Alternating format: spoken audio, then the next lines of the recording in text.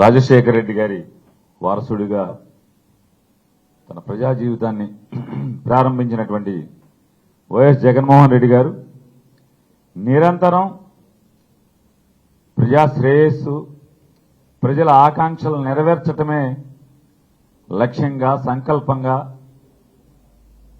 జీవితాన్ని ప్రారంభించి అనేక ఒడిదుడుకుల్ని, అనేక వేధింపుల్ని, కక్ష సాధింపుల్ని అన్నిటినీ కూడా భరిస్తూనే ఆయన ప్రజా జీవితంలో ప్రజలకి మరింత చేరువు కావాలి. అసలు ప్రజల కోరికలేంటి, ప్రజల ఆశయాలేంటి, ప్రజల లక్ష్యాలేంటి, వారు పాలకుల నుంచి లేదా తమ ఎన్నుకున్న ప్రభుత్వాన్ని నుంచి ఏం ఆశిస్తున్నారు, ఏం కోరుకుంటున్నారు అనేటువంటి విషయాల్ని క్షుణ్ణంగా ప్రజలకు చేరువుగా చేరుకుని తెలుసుకుని తద్వారా అవన్నీ కూడా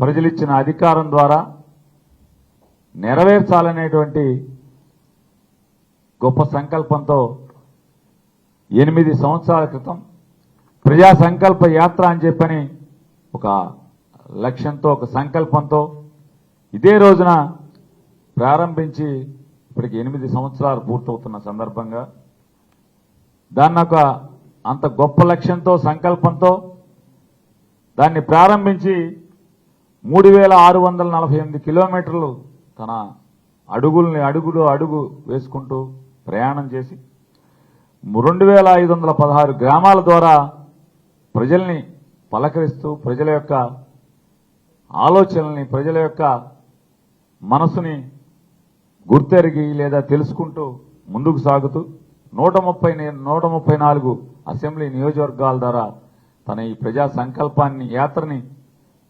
ప్రయాణం ముందుకు కొనసాగిస్తూ, అలాగే దాంట్లో 124 బహిరంగ సభల్ని ప్రజలకి తనేం తెలుసుకున్నాడు, ప్రజల నుంచి తనేం విన్నాడు, తనేం చేయబోతున్నాడు, దాన్ని ఎలా చేయబోతున్నాడు అనేటిని విషయాల్ని 124 భారీ సభల ద్వారా ప్రజలకి చెప్తూ, మరి 55 ఆత్మీయ సమ్మేళనాలు కానీ, అనేక కులవృత్తుల మీద ఆధారపడి జీవించేటువంటి వ్యక్తుల యొక్క ఆలోచనల్ని, వాళ్ళ కులవృత్తుల కొనసాగింపులో వారు పడుతున్నటువంటి ఇబ్బందుల్ని, ప్రభుత్వాల నుంచి వారు ఏమీ పొందలేకపోయేటువంటి విషయాల్ని, ఏం చేస్తే కులవృత్తులను కొనసాగించడానికి, కులవృత్తులను బతికించడానికి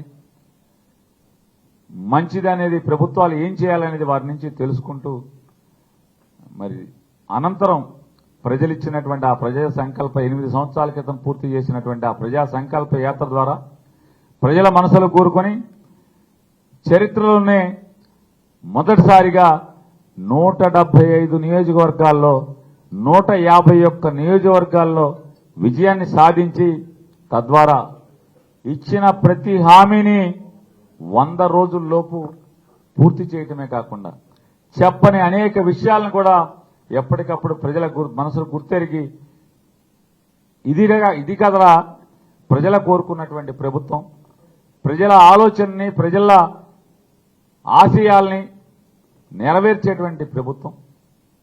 తను ఒకటే నమ్మాడు. ఆ రోజున పాదయాత్రలో చూసినటువంటి పాదయాత్రలో సుదీర్ఘంగా 3648 కిలోమీటర్లు నడుస్తూ, అన్ని గ్రామాల్లో నడుస్తూ, ప్రజల యొక్క చేయి పట్టుకుని చేతిలో చేయి వేసి నడుస్తూ, ప్రజలు తన గుండెల్లో ఉన్న బాధని ఆత్మీయుడి కింద భావించి ఆడపిల్లలు, ముసలివాళ్లు, వయోవృద్ధులు, పిల్లలు ఎంతోమంది వారికి చెప్పుకున్నటువంటి ఆత్మఘోషని ఏ రకంగా చేయాలో ఒకటే నమ్మెడతాను.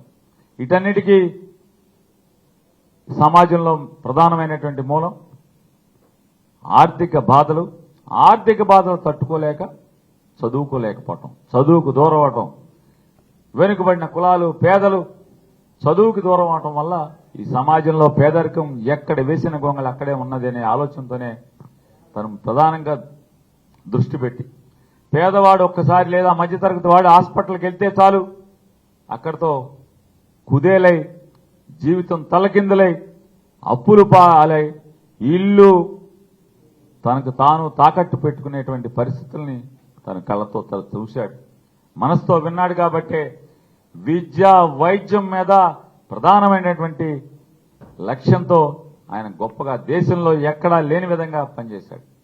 స్కూళ్ళని ఢిల్లీలో 800 స్కూళ్లుంటే 800 స్కూళ్ళని 10 ఏళ్లలో మార్చి చూపిస్తే, ఇతను కరోనా 2 సంవత్సరాలు తీసేస్తే జగన్మోహన్ రెడ్డి గారు 3 ఏళ్ల కాలంలో దాదాపుగా 16,000 పాఠశాలలని రూపురేఖలను మార్చి సౌకర్యాలని నేల మీద గచ్చు ఊడిపోయినటువంటి లేదా బొక్కలతో మట్టి నేల మీద కూర్చుని చదువు నేర్చినటువంటి పరిస్థితుల నుంచి డబ్బున్న వాళ్ళ పిల్లలతో పోటీ పడుతూ విద్య నేర్పటం, అలాగే ఇంగ్లీష్ విద్య నేర్పటం, డిజిటల్ బోర్డు మీద విద్య నేర్పటం, ఉచితంగా 1వ క్లాస్ నుంచి పీజీ వరకు సంపూర్ణమైనటువంటి ఫీజు రీయింబర్స్మెంట్ ని కొనసాగిస్తూ ఉచితంగా విద్య నేర్పించటం.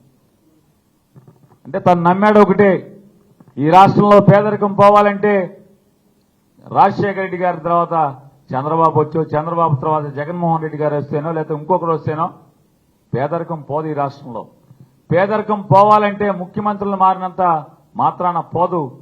కేవలం పేదవాడి ఇంట్లో పిల్లల ఉన్నత చదువుల ద్వారా మాత్రమే ఈ రాష్ట్రంలో పేదరికం పోతుందని నమ్మినవాడు నాడు రాజశేఖర రెడ్డి అయితే, నేను రెండో వాడు జగన్మోహన్ రెడ్డి తన ప్రజా సంకల్ప యాత్ర ద్వారా తెలుసుకుని మరి ఫీజు రీయింబర్స్మెంట్ సంపూర్ణంగా అమలు చేయించడం. ఇవాళ చూస్తున్నాం మనం, కాలేజీలు వాళ్ళు రోడ్డెక్కి బంద్ చేసే పరిస్థితి, పిల్లల తల్లిదండ్రులు ఫీజులు కట్టలేక తల తాకట్టు పెట్టి తీసుకొచ్చి ఫీజులు కట్టే పరిస్థితి, చదువు మానేసేటువంటి పరిస్థితులు ఇవాళ ఉన్నాయి. జగన్మోహన్ రెడ్డి గారు ఉన్నప్పుడు ప్రభుత్వ పాఠశాలల్లో ఎమ్మెల్యేల దగ్గరికి, సర్పంచుల దగ్గరికి, కౌన్సిలర్ దగ్గరికి, చైర్మన్ల దగ్గరికి, ఎంపీపీల దగ్గరికి మాకు గవర్నమెంట్ స్కూల్లో సీట్ ఇప్పించండి అని చెప్పి రికమెండేషన్ కోసం తల్లిదండ్రులు తిరిగిన పరిస్థితులు ఉన్నాయి. ఇవాళ స్కూళ్ళు వదిలి ఖాళీ చేసి మళ్లీ ప్రైవేట్ స్కూళ్ళు దారి పడుతున్నటువంటి పరిస్థితులు ఇవాళ ప్రస్తుత ప్రభుత్వంలో చూస్తున్నాం. హాస్పిటల్ ఇవాళ జగన్మోహన్ రెడ్డి గారు నమ్మాడు, వైద్యం అనేది పేదవాడికి ఉచితంగా అందించాలి. పేదవాడు, మధ్యతరగతి వాడు హాస్పిటల్ మెట్లెక్కితే చాలు జీవితం పతనమైపోయే పరిస్థితులు ఉన్నాయి. అందుకోసం డాక్టర్ల కొరత ఉంది. డాక్టర్ల కొరత తీర్చాలంటే పేదవాడు, మధ్యతరగతి వాడికి చదువుకోవాలి, డాక్టర్లు రావాలని 17 ప్రభుత్వ మెడికల్ కాలేజీల్ని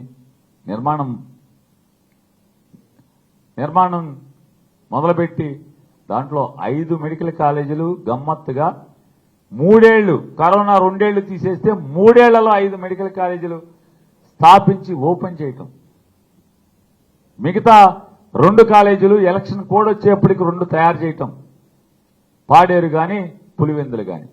మరొక 10 కాలేజీలు సగంలో 60%లో 70%లో నిర్మాణంలో ఉన్న దశలో ఉంటే ఈ పాటికి చంద్రబాబు కనుక గాడి తప్పకుండా, బుద్ధి గడ్డి తినకుండా ఆ మెడికల్ కాలేజీల్ని చిన్నవాడైనా జగన్మోహన్ రెడ్డి గారి సంకల్పాన్ని కొనసాగించుంటే ఇవాళ ఆంధ్రప్రదేశ్ రాష్ట్రానికి 17 ప్రభుత్వ మెడికల్ కాలేజీలు పూర్తవటమే కాకుండా ఈ రాష్ట్రంలో కొత్తగా పేద మధ్యతరగతి విద్యార్థులు 2,750 మంది చదువుకుంటానికి అవకాశం ఉండేది.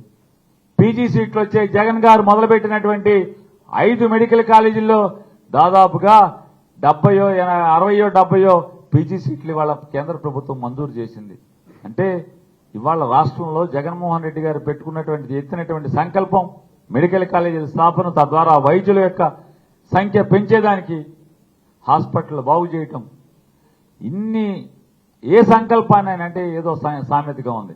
5 ఏళ్లలో 2 ఏళ్లు కరోనా అయితే 3 ఏళ్లలో ప్రజా సంకల్ప ద్వారా, సంకల్ప యాత్ర ద్వారా తన మనసులో ఉన్నటువంటి లేదా ప్రజలు చెప్పుకున్నటువంటి కోరికల్ని తీర్చే క్రమంలో ఇవాళ చంద్రబాబు వచ్చి ఏం చేస్తున్నాయంటే రాక్షస పరిపాలన చేస్తున్నాడు.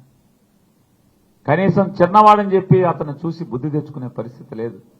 వాటన్నిటిలో కూడా విషం చిమ్మటం, అవన్నీ చిదిమేయటం, మసిపోయటం, వాడికి ప్రజల్ని మళ్లీ కష్టాల పాలు, పేదలు చదువులు లేకుండా ఉండే పరిస్థితులు, పెత్తందారి మనస్తత్వం, వెనుకబడిన కులాలు లేదా పేద కులాల్లో ఉన్నటువంటి మనుషులు చదువుకుంటే ఉన్నత విద్యలు చదివి అభ్యసిస్తే డబ్బున్న వాళ్ళ ఇళ్లలో పనిచేయటానికి ఎవడు దొరుకుతాడనేటువంటి తప్పుడు ఆలోచనతోనే ఇవాళ పెత్తందారి మనస్తత్వంతోనే పేద మధ్యతరగతి వర్గాలకి చదువుని దూరం చేస్తూ వైద్య విద్యను దూరం చేస్తూ వాళ్ళ జీవితాలని బుగ్గిపాలు చేసేటువంటి ప్రభుత్వం ఇవాళ సంవత్సరం 9 మాసాలు గడిచేప్పటికే ప్రజల హాహాకారాలతో అయ్యా మేము తప్పు చేశాం, దుర్మార్గమైన ప్రభుత్వాన్ని ఎన్నుకున్నాం, మళ్లీ నీ ప్రజా సంకల్ప యాత్ర ద్వారా ఏర్పాటు చేసినటువంటి ఆ ప్రభుత్వం మళ్లీ నువ్వు తొందరలో రావాలని చెప్పని ఎన్నడూ ఓటైనటువంటి జగన్ గారంటే ఈనాడు సానుభూతి లేనటువంటి వ్యక్తులు కూడా ప్రజలు కూడా రోడ్డెక్కి ఇవాళ జగన్ ఆశీర్వదిస్తున్నారంటే ఇవాళ దానికి ఒకటే సంకల్ప యాత్రలో ఏదైతే ప్రజల మనసుల్లోంచి విన్నాడో విని ఆచరించాడో అది పరిపాలన ద్వారా ప్రజలకి కోరుకున్న పరిపాలన అందించాడో దాని ఫలితాలు మాత్రమే ఇవాళ మనం చూస్తున్నాం. ఇవాళ దుర్మార్గమైన ప్రభుత్వం నిన్నో మొన్నో మన రాష్ట్రంలో కాదు దేశంలోనే అత్యంత ధనిక ముఖ్యమంత్రి అయినటువంటి ధనిక రాజకీయ నాయుడు అయినటువంటి నారా చంద్రబాబు నాయుడు గారి పుత్రరత్నం మాట్లాడుతున్నాడు. జగన్మోహన్ రెడ్డి పొలాలు చూస్తాకి వెళ్తే వెళ్ళాడు, కానీ ఎవరిని చంపకుండా రావయ్యా జగన్మోహన్ రెడ్డి అంటున్నాడు. అరే చంపే అలవాటు అయ్యా లోకేష్, మనుషుల్ని చంపే అలవాటు మీ నాన్నది నీదే అనేది చరిత్ర చెప్తుంది. కందుకూరులో ఓట్లు అడుక్కుంటాకెళ్ళి 7 మందినో 9 మందినో పొట్టన పెట్టుకున్నటువంటి చరిత్ర నీది మీ నాన్నది కాదా? 8 మందిని పొట్టన పెట్టుకున్నావంట. గుంటూరులో పేదరికాన్ని ఆసరాగా చేసుకుని పేదరికానికి ఎర్రేసామని చెప్పని 100 రూపాయల చీరలు పంచి పెడతామని చెప్పి రమ్మని చెప్తే పాపం పేదలు నమ్మి వస్తే వాళ్ళకి చీరలు సక్రమంగా పంచిపెట్టకుండా మీ ఫోటోల కోసం వీడియోల కోసం జనం గుమ్మికూటి తోసుకునేది కనపడాలి కాబట్టి చీరలు విసిరితే లారీల్లోంచి ఆ తొక్కిసలాటలో అమాయకులైన పేదలు 7 అసూలు బాయలేదా? 3 అసూలు బాసి చనిపోలేదా అని అడుగుతున్నాను. ఇంకా మీ పాలనలో ఇవాళ గుళ్ళలో ఎంతమందిని చంపేస్తున్నారు మీరు. సింహాచలంలో గోడ కట్టించారంట. గోడ ఎవరు కట్టించారయ్యా? పోలీసు శాఖని లా అండ్ ఆర్డర్ని కాకుండా మిగతా అన్ని శాఖల్లో ఏలెట్టి గిరగిరగా తిప్పేటువంటి ఒక పెద్ద మీ ట్రబుల్ షూటర్ అని ఫీల్ అవుతున్నటువంటి ఒక మంత్రి గారు ఉంది. ఆవిడ దగ్గరుండి కట్టించింది. ఆ గోడ ఏదో వాళ్ళు కడుతున్నప్పుడు పడినా బాగుండేది, పరిశీలన చేస్తాకు వచ్చినప్పుడైనా బాగుండేది, రాష్ట్రానికి దరిద్రం వదిలేదు. ఇవాళ చచ్చిపోతే మీకు బాధ్యత లేదా? కాంట్రాక్టర్ బాధ్యత. తిరుపతిలో దర్శనానికి క్యూల్లో టికెట్లు ఇచ్చేదానికి తొక్కిసలాట్లో తిరుపతిలో అసూలు బాయటమా? 30 మందా ఎంతమంది? 9 మందా? 9 మంది ప్రాణాలు గాలిలో కలిసినాయి. అంటే దేవుడు దర్శనానికి వస్తే వాళ్ళని సరాసరి దేవుడి దగ్గరికి పంపించినటువంటి చరిత్ర మీ పరిపాలన. నిన్నగాక మొన్న గుడిలో చచ్చిపోతే ప్రైవేటు గుడి అంటే అరే రాష్ట్రంలో లా అండ్ ఆర్డర్ మీ నాన్న దగ్గర ఉందయా? సిగ్గు లేకుండా మాట్లాడుతున్నారు ప్రైవేటు గుడి అని. చంద్రబాబు 75 ఏళ్ళు చంద్రబాబుకు సిగ్గు లేదు ఆ మాట దాకి. ఎంపటి తిరిగే మంత్రులకి సిగ్గు శరం లేదు. ప్రైవేటు గుడి అయితే ఏంటి, ఏ గుడి అయితే ఏంటి? లా అండ్ ఆర్డర్ మీదా కాదా ఈ రాష్ట్రంలో? అరే ప్రజలు ఏకాదశి రోజు దైవ దర్శనం కోసం కాశీబొగ్గులో తండోపతండాలుగా బయలుదేరుతుంటే మీ పోలీసు వ్యవస్థ ఏం చేస్తుంది? మీ పోలీస్ స్టేషన్లు ఏం చేస్తున్నాయి? మీ సిఐలు డిఎస్పీలు డిఐజీలు ఎస్పీలు ఏం చేస్తున్నారు? వైసీపీ వాళ్ళ మీద తప్పుడు కేసులు పెడుతుంది తప్పితే ఏం చేస్తున్నారు మీరేం చెప్తున్నా? తెలీదా మీకు? చచ్చిపోతే ప్రైవేటు గుడా? మరి లా అండ్ ఆర్డర్ మీకెందుకు? మాకు ఇచ్చేయండి. అయితే జగన్మోహన్ రెడ్డికి చూపిస్తాడు. శాతకానాడు పరిపాలనలోకి వస్తే తప్పుడు ఆలోచనల వాళ్ళు, డబ్బు మేయటమే పనిగా ఉన్నవాళ్ళు మీలాంటి వాళ్ళు ఇవాళ వెళ్తున్న ఏలుబడిలో ఇవాళ ప్రజలకు శాపం మీలాంటి వాళ్ళు. జగన్మోహన్ రెడ్డి గారు ఏం వెళ్తాడు, అది ఏం పరిశీలిస్తాడో ఏం చెప్తాడో అవి చేద్దాం, మన లోపాలను సరిదిద్దుకున్నటువంటి బుద్ధి జ్ఞానం లేని ప్రభుత్వం మీది. పెళ్ళాం పిల్లలతో క్రికెట్లకు తిరిగేటువంటి రైతులు ఇక్కడ చస్తంటే అలో లక్షణ అని తుఫానికి పెళ్ళాం పిల్లలతో సరదాకి క్రికెట్ చూసుకుంటారు వెళ్ళి. అధికారం ఉంటే అమిత్ షా కోడికి ఏంటి, కొండ మీద కోర్టు కూడా సావాసం చేస్తుంది. అమ్మ మీరు పెద్ద గొప్పలు పోటుగాళ్ళలాగా క్రికెట్లో మీరు ఆడిచ్చామని చెప్తారు. మీరు లేకపోతే క్రికెట్ లేదు ఈ భారతదేశంలో. రేపు నాన్న మామూలుగా మా జగన్మోహన్ రెడ్డి ముఖ్యమంత్రి అవును, అమిత్ షా కొడుకు మోడీ చుట్టాలు అందరూ నాతో సావాసం చేస్తారు. ఇది పెద్ద విషయమా? దీనికి పెద్ద గొప్పలు చెప్పుకుంటున్నారు మీరు క్రికెట్లకి వెళ్ళి. రైతు అలు లక్షణాన్ని చస్తంటే ఇవాళ మీ యువగళంలో తిరిగావు. ఏదన్నా యువగళంలో జనం చెప్పింది ఒక్కటన్నా నువ్వు ఆచరించి చూపించావా అని అడుగుతున్నాను. కాబట్టి బతికితే రాజకీయ నాయకుడు ఎవడైనా సరే అయితే రాజశేఖర రెడ్డి లాగా బతకాలి, లేదా జగన్మోహన్ రెడ్డి లాగా బతకాలనేది ఇవాళ ఈ ప్రజా సంకల్ప యాత్ర ద్వారా ఏర్పాటైన ప్రభుత్వం ద్వారా నిరూపించుకున్నారు. కాబట్టి 8 సంవత్సరాలు పూర్తి చేసుకున్న సందర్భంగా జగన్మోహన్ రెడ్డి గారికి, జగన్మోహన్ రెడ్డి గారి వైఎస్ఆర్ కాంగ్రెస్ పార్టీ కుటుంబ సభ్యులందరికీ కూడా శుభాకాంక్షలు తెలియజేస్తూ మళ్లీ అదే స్ఫూర్తితో మళ్లీ 2027 సంవత్సరంలో ప్రజా సంకల్ప యాత్ర మళ్లీ పునరంకితం అవుతూ రాబోయే 2 సంవత్సరాలు 27 నుంచి 2 సంవత్సరాలు ప్రజల మనసుల్లో ఎన్ని బాధలున్నాయి, ఈ పాపాత్మలు, ఈ రాక్షసులు, ఈ అసుర మూకలు ఏమేమి వాళ్ళని కష్టాలు పెట్టారో, బాధలు పెట్టారో అవన్నీ తెలుసుకోవటం, వారికి ఏం కావాలో మళ్లీ తెలుసుకుని గుర్తెరిగి 2029లో ఏర్పడబోయేటువంటి మరొక నయా ప్రజా సంకల్ప యాత్ర ద్వారా ఏర్పడే ప్రభుత్వంలో అవన్నీ నెరవేర్చేదానికి సంకల్పంతో జగన్మోహన్ రెడ్డి గారు ఆయన ఉన్నారని చెప్పనేది మనస్ఫూర్తిగా ప్రజలందరికీ కూడా తెలియజేస్తూ జై జగన్మోహన్ రెడ్డి, వర్ధిల్లాలి జగన్మోహన్ రెడ్డి గారి నాయకత్వం, వర్ధిల్లాలి వైఎస్ఆర్ కాంగ్రెస్ పార్టీ నాయకత్వం, జోహార్ వైఎస్ఆర్.